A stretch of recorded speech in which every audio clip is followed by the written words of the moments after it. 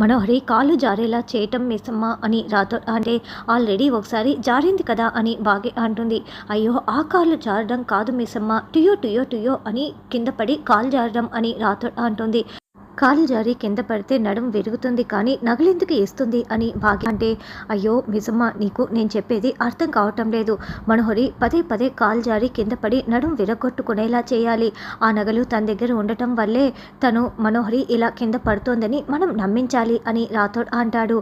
అప్పుడు ఆ నగల్ని మనం తీసేసుకోవాలని రాథోడ్ అంటే, మనోహరి చచ్చినా నమ్మదు రాథోడ్ అని భాగ్య చెప్తుంది. ఆ నగలు ఆవిడ దగ్గరే ఉంటే ప్రాణాలకి ప్రమాదం అని నేను భయపెడతాను. ఎలా వస్తారో తెలుసా, కుయ్యో కుయ్యో అంటూ కోయిదర్ లాగా వచ్చి జాతకం చెప్పినట్లు చెప్పి భయపెడతాను మిస్సమ్మ. ఒకవేళ మనోహరి నమ్మకపోయినా పార్థు సార్ అయితే నమ్ముతాడు కదా. పార్థు సార్ నమ్మితే చాలు నగల్ని తిరిగి ఇచ్చేస్తాడు అని రాథోడ్ అంటే, కానీ ఆయన ఇదంతా నేను నమ్మనని కొట్టి పారేస్తే అని బాగి అంటుంది.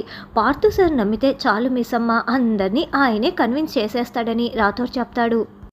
ఓకే రాథోడ్, మా అక్క నగల కోసం నేను ఈ ప్లాన్కి ఒప్పుకుంటున్నాను, టేక్ కేర్ అని బాగి చెప్తుంది. మై హూనా మిస్సమ్మ అని రాథోడ్ చెప్తాడు. తర్వాత మనోహరి రెడీ అవుతూ ఉంటే చెంబ చీర చెంగుని ముసుగులా కప్పుకొని సర్దుకున్న బ్యాగ్ని ముందర పెట్టుకొని ఆలోచిస్తూ ఏడుస్తూ ఉంటుంది. ఇప్పుడు ఏమైందని, ఎందుకలా బాధపడుతున్నావు అని మనోహరి అంటుంది. ఏమీ లేదులే మనోహరి, నా బాధ నీకేం అర్థమవుతుందని చెంబ అంటే ఏదైనా దొంగ పని చేసి పారిపోదామని స్కెచ్ చేసావా ఏంటి? అమ్మో నా నగలు అని మనోహరి చెక్ చేసుకుంటుంది. అమ్మయ్య నా నగలు ఎక్కడికి పోలేదు అని మనోహరి అంటే ఆ నగలు నేను కొట్టేసి పారిపోతాను అనుకున్నావా మనోహరి అని చెంబ అంటే, అవును ఒక దొంగ గురించి ఇంకొక దొంగకే తెలుసు అని మనోహరి అంటుంది. అంటే నువ్వు దొంగవని ఒప్పుకుంటున్నావన్నమాట. అంతేలే, అరుంధతి మేడం నగలు బాగి మేడం దగ్గర కొట్టేసిన దానివి నువ్వు దొంగవే కదా అని చెంబ అంటే, ఏయ్ నా గురించి తప్పుగా మాట్లాడావంటే ప్రాణాలు తీసేస్తా జాగ్రత్త. నేను ఆ నగలు కొట్టేయలేదు, అమర్ బాగి చెప్పి నా చేతికి ఇచ్చేలా చేశాడు అని మనోహరి అంటే, అసలు నీకు పార్థుని పెళ్లి చేసుకునే ఉద్దేశమే లేనప్పుడు ఈ నగలు ఎందుకు తీసుకున్నట్లు? నా దగ్గర కాదు నీ మాటల గారడి అని చెంబ అంటుంది. ఏ నేను అల్లని కాదా, నేను అందంగా రెడీ అవ్వకూడదా అని మనోహరి అంటుంది. చూడు నువ్వైతే ఆడపిల్లవి మాత్రమే కాదు, ఇప్పుడు పెళ్లి కూతురివి కూడాను. అమరేంద్ర సార్ ఈ పెళ్ళి అయితే అస్సలు ఆపనివ్వడు. బాగి రాతోడైతే నీ ముక్కుకు తాడేసి మరీ పార్థు సార్ చేత తాళి కట్టించి నిన్ను ఇంట్లో నుంచి పంపించేస్తారు, ఇది ఖాయం అని చెంబ అంటుంది. నన్ను పెళ్లి కూతురని అలా పిలవకు అని మనోహరి మండిపడుతూ ఉంటుంది. తర్వాత పార్థు హాల్లో కూర్చొని పేపర్ చదువుకుంటూ ఉంటే బాకి మెట్ల దగ్గర ఆయిల్ని వేస్తూ ఉంటుంది. మనోహరి గది మెట్ల దగ్గర మొత్తం కూడా కొబ్బరి నూనెని బాగి పోసేసి బయటికి వస్తుంది. రాథోడ్ గుమ్మం దగ్గర గుమ్మడికాయని కడుతూ ఉంటాడు. మిసమ్మ పని పూర్తయిపోయిందా అని రాథోడ్ అడగటంతో, ఇదిగో వేసేసాను అని ఖాళీ ఆయిల్ డబ్బాని బాగి చూపిస్తూ ఉంటే, ఇదిగో నేను కూడా ఇక్కడ గుమ్మడికాయ రెడీ చేశాను, పద మిసమ్మ అయితే ఇంకెందుకు ఆలస్యం అని రాథోడ్ చెప్తాడు. అబ్బా భలే చేసేసావు అని బాగి నవ్వుతూ రారా లోపలికని మెల్లగా లోపలికి వస్తారు. గుమ్మం దగ్గరే చాటుగా నిలబడి మొత్తం చూస్తూ ఉంటారు. మనో వస్తే కలిసి కాఫీ తాగుదాం అనుకుంటే ఇంకా ఈ మనోహరి రాలేదేంటి అని పార్థు అనుకుంటూ, మనో రెడీ అయిపోయావా, వస్తున్నావా అని హాల్లో కూర్చొని కేకలు పెడుతూ ఉంటే, వెళ్ళు మనోహరి, లేకపోతే అతగాడు నేరుగా ఇక్కడికి గదిలోకి రానైనా వస్తాడు అని చెంబ అనడంతో, సరే తప్పుతుందా అని మనోహరి అంటూ వస్తున్నా అంటూ డోర్ దగ్గర వచ్చి నిలబడి ఉంటుంది. ఏంటి మనో అక్కడే ఆగిపోయావు, రా అని పార్థు పిలవగానే మనోహరి నడుస్తూ ఆయిల్పై కాలు పెట్టి సర్రున జారి కింద పడి నడుం విరిగిపోతుంది. కాలైతే బాగా నొప్పి పెడుతూ ఉండటంతో అమ్మా అని కేకలు పెడుతూ ఉంటుంది. మనో ఏమైంది మనో అని పార్థు వెలువెల్లాడిపోతూ అడుగుతూ ఉంటే, బాగి రాథోడ్ ఇదంతా చూస్తూ ఇద్దరు ఐఫై ఇచ్చుకుంటూ గెంతులు వేస్తూ ఉంటారు. ఇక బాగి ఏమీ తెలియనట్లు పరుగులు పెడుతూ, అయ్యయ్యో ఏమైంది మనోహరి అని, కాలు జారింది మనోహరి, కాలు జారిందని గేకలు పెడుతూ ఉండటంతో, ఏమైంది మిస్సమ్మ అంటూ రాథోడ్ కూడా ఏమీ తెలియనట్లు అక్కడికి వచ్చి అడుగుతూ ఉంటాడు. మనోహరి కాలు జారింది రాథోడ్ అని బాగి అంటుంది. అప్పుడే చెంబ పరుగులు పెడుతూ అక్కడికి వచ్చి ఏమైందని అడగటంతో, మీ మనోహరి మేడం కాలు జారింది యాదమ్మ అని బాగి చెప్తుంది. కాలు జారడం ఏంటి బాగి, పడ్డానని చెప్పొచ్చు కదా అని మనోహరి అంటుంది.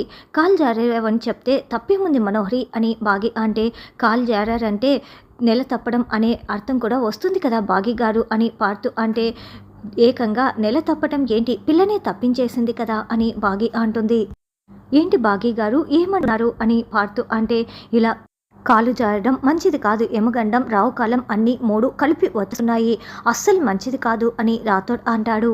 రాథోడ్ నోటికి ఇష్టం వచ్చింది మాట్లాడుకు, నేను జస్ట్ కింద పడ్డాను అంతేనని మనోహరి అంటే, లేదు రాథోడ్ చెప్పాడంటే అందులో ఏదో అర్థం పరమార్థం ఉన్నట్లే అని బాగి అంటే మనోకి ఏదైనా ఆపద వస్తుందా అని పార్థు అడగటంతో, అవును కీడు ముంచుకు వస్తుంది, ప్రమాదం ముంచుకు వస్తుంది అని బాగి రాథోడ్ చెప్తారు.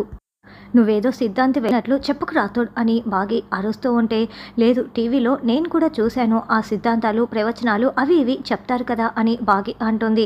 అవునా, అయితే బాగికి ఇప్పుడు ఏం జరుగుతుంది అని పార్థు కంగారు పడుతూ ఉంటే, దిష్టి తీయించుకో మనోహరి, ఎందుకైనా మంచిది, అసలు ఈ రోజంతా నువ్వు అడుగు బయట పెట్టకు అని బాగి చెప్తుంది.